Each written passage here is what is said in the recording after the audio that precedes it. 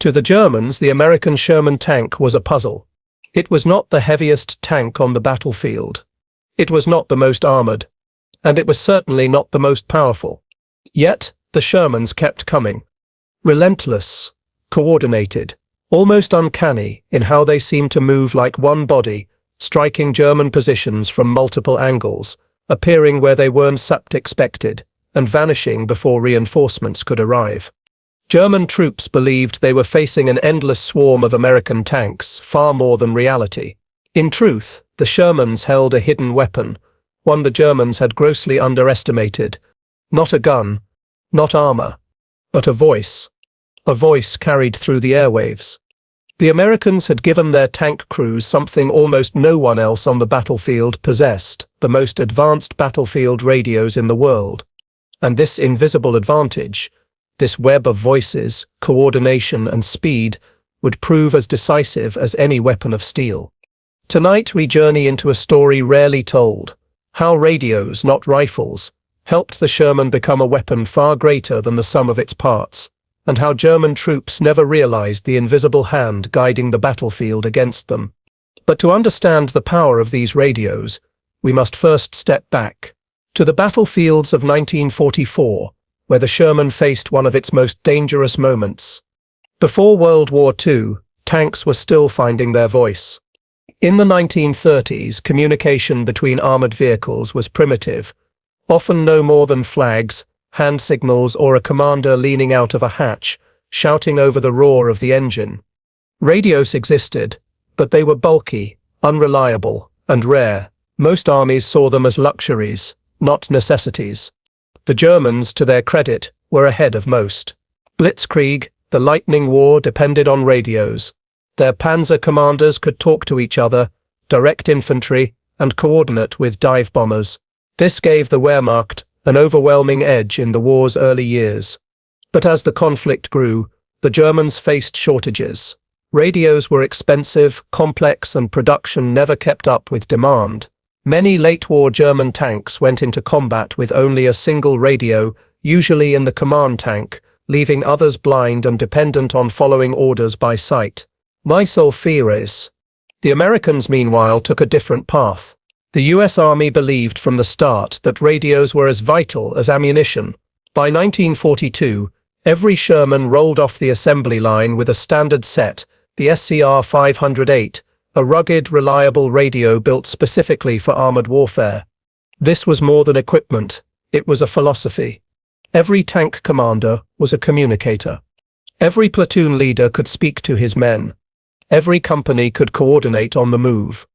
Where German tankers often fought as individuals, American Shermans fought as a network. When D-Day came, this difference was invisible to the German soldier in his foxhole. He saw only waves of Shermans, appearing as if by magic in coordinated thrusts. He never saw the invisible net of voices tying them together, tank commanders calling out enemy positions, warning of ambushes, and directing fire with uncanny precision. And in a war where seconds meant survival, this invisible advantage would prove devastating. But what did this mean for the men inside these tanks? What did it feel like to fight in a war guided by a voice in your ear? To answer that, we turn to the human side, the crews who trusted those radios with their lives. For all its mechanics, war is lived by men. Inside a Sherman, 5 men shared a steel box barely larger than a small room. The driver and bowgunner hunched low in front. Above them, the turret crew, loader, gunner and commander, fought in deafening noise, heat and constant fear. They called their tanks the Shermans, after the lighter, because once hit, they were said to light up first time, every time. Most of these crews were boys in their late teens or early 20s. They wrote home about missing their mother's sip cooking, about boredom between battles, and about the radios that tied them to something larger than themselves. Dear Dad, you wouldn't believe how much comfort comes from hearing another voice in your headset. Out here, the radio feels like a lifeline. Without it, you just a blind turtle in a field full of foxes. With it, you feel like part of a pack. Radios gave these young men confidence. They could call for artillery, warn neighboring tanks of ambushes, or simply say, "Thick A, I see them. I sit with you." 6. Against the terrifying image of German Tigers and Panthers, this was no small comfort. The Sherman was outgunned and out-armored, but it was never out-communicated. And in the chaos of battle, that made all the difference. For the German infantrymen crouching with a Panzerfaust, the Shermans often seemed to hunt in packs. Where one tank appeared, 2 or 3 more followed, their guns already turning toward hidden positions. What he did not know was that voices carried on radio waves had warned of him before he even fired. One tanker later recalled, "I never saw the men in the other tanks, but I knew their voices. They were my brothers on the wire. And as long as I could hear them, I wasn't set alone." Air. But radios were no guarantee of safety. Messages could be drowned in static. Batteries failed, and if a commander was knocked out, his tank fell silent. For crews under fire, the radio was not just technology, it was hope. And hope would be tested in the crucible of battle, in the hedgerows of Normandy, where radios and steel faced their first great trial against the German war machine. Normandy was no open battlefield. It was a maze. Thick hedgerows, ancient farm walls, and narrow lanes turned every field into a fortress. For the Allies, advancing inland after D-Day was like pushing through a green labyrinth, every corner a trap, every turn a potential killing ground. The Germans knew these fields well. Their tanks, Tigers, Panthers, and Panzer IVs lurked in ambush. Their infantry melted into hedgerows with Panzer IVs, waiting for the moment to strike. For the American tankers, driving into this countryside was like entering a shooting gallery where they were the targets. One by one, Shermans were knocked out. The German guns were stronger, their armor tougher. By every measure of steel, the American tankers were at a disadvantage. And yet, the Shermans pressed forward. Why? Because their radios turned chaos into coordination. When a German ambush struck, American tankers didn't scatter in confusion. They spoke, they warned each other. A commander under fire could radio his platoon enemy right. Panzer in the tree line. Within seconds, neighboring Shermans pivoted, gunners aligned and fire converged on the threat. What should have been slaughter became survival. German crews, often unable to communicate beyond hand signals or flares, fought as isolated machines. American Shermans, by contrast, fought like a wolf pack, each tank alerting the others, maneuvering together, overwhelming ambushes with sheer coordination. The radio net is our backbone. Without it, every hedge becomes a coffin. With it, we fight as one. Sir. To the German soldier, this looked like an endless tide of tanks. To the Americans inside, it was the crackle of voices in their headsets. Brothers warning brothers, tanks covering tanks. But Normandy Sepp's hedgerows would test this advantage to the breaking point. Radios could guide them, but they could not stop German shells. And the price, in burned-out Shermans and shattered crews, was only beginning to climb. By July 1944, the Sherman crews had learned a bitter truth. Radios could warn of danger, but they could not shield against German firepower.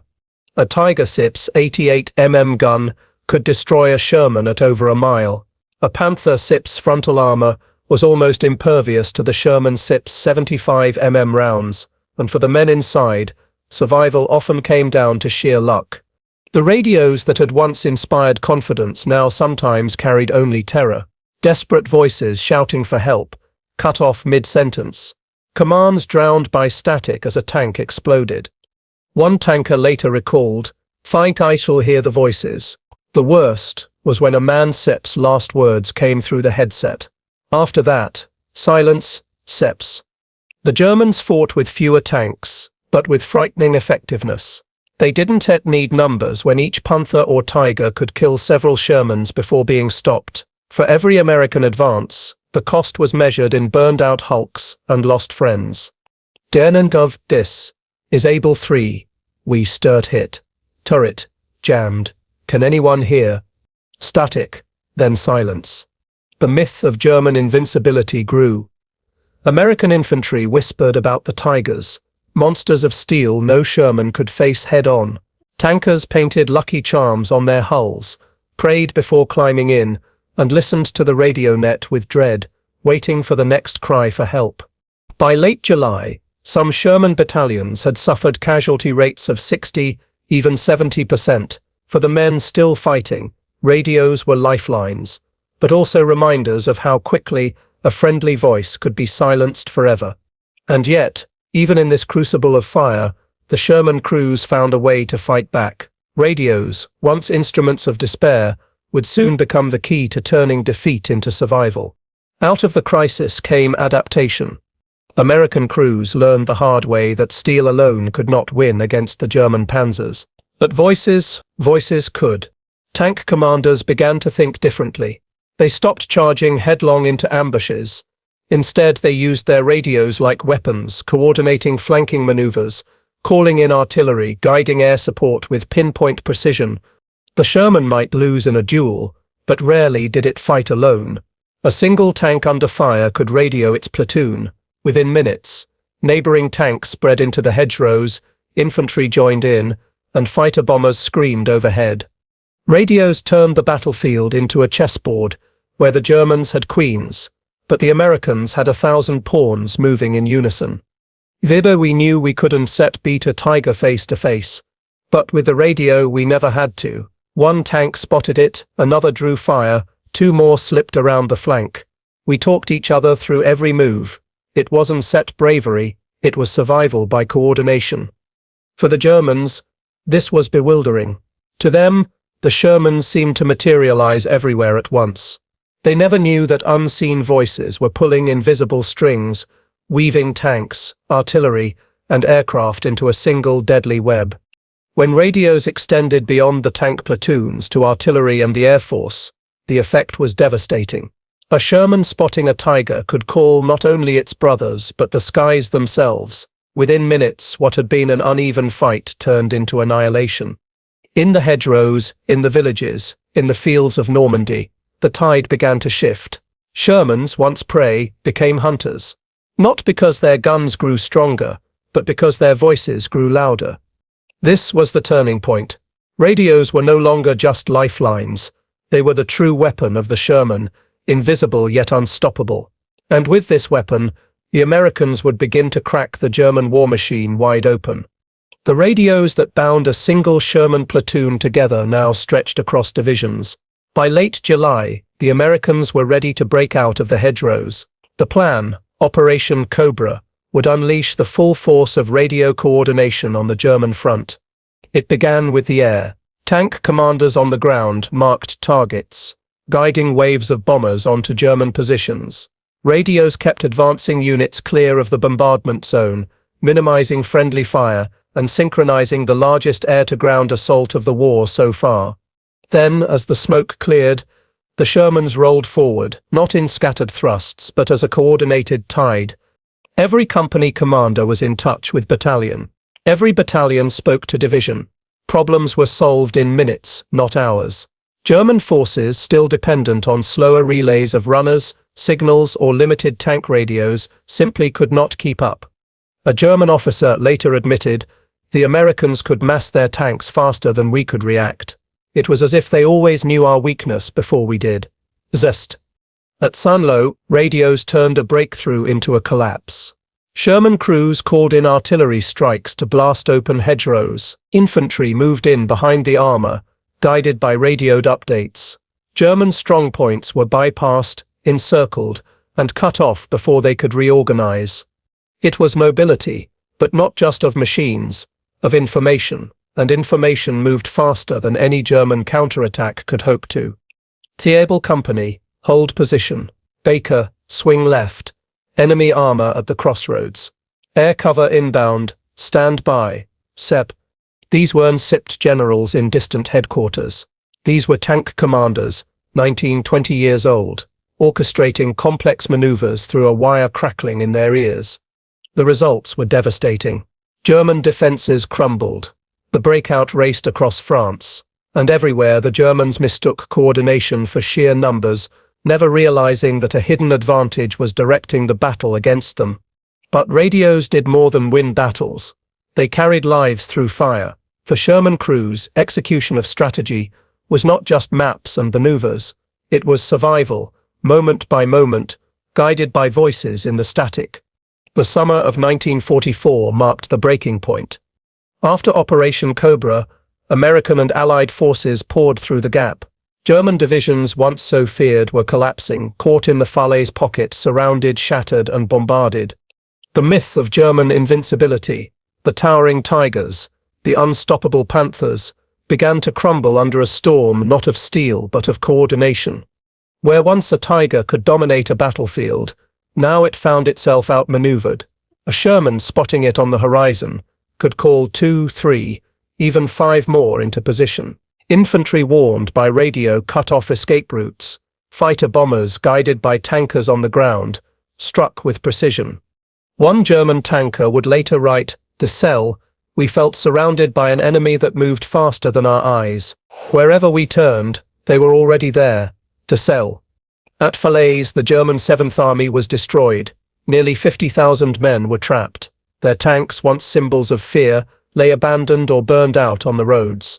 The coordination of American Shermans, ordinary machines guided by extraordinary radios, had helped turn the tide of the campaign in France. For the American tankers, the reversal was almost surreal. Weeks earlier, they had whispered about the invincible Tiger. Now they saw them knocked out, not by brute force, but by teamwork. Not by individual heroics, but by the steady, unseen voice in their ears. Victory did not erase the cost. Many friends had been lost along the way. But for those who survived, the radios had been more than machines. They had been lifelines, companions, and ultimately, the invisible weapon that helped carry them across France. This was the climax, the moment when the German edge in armor and firepower finally broke, and from here the road to Paris and beyond lay open. By late summer, the Shermans had done what once seemed impossible. They had broken through the hedgerows, outflanked the German Panzers, and carried the Allies across France. In Paris, liberation brought joy, a city freed, a nation reborn. To civilians, the sight of American tanks meant deliverance. To the men inside those tanks, it meant something quieter, survival. Because behind every victory was a price. Thousands of Shermans had been lost. Tens of thousands of crewmen never came home. For every tank rolling into Paris, another lay smouldering in a French field. Survivors remembered not just the battles won, but the voices that had vanished from the radio net, comrades who had spoken one moment and fallen silent the next. Also, when I think of Paris, I think of Bill. He was on my headset until the shell hit. We rolled into the city without him. I can hear the crowd without hearing the silence in my ears where his voice used to be.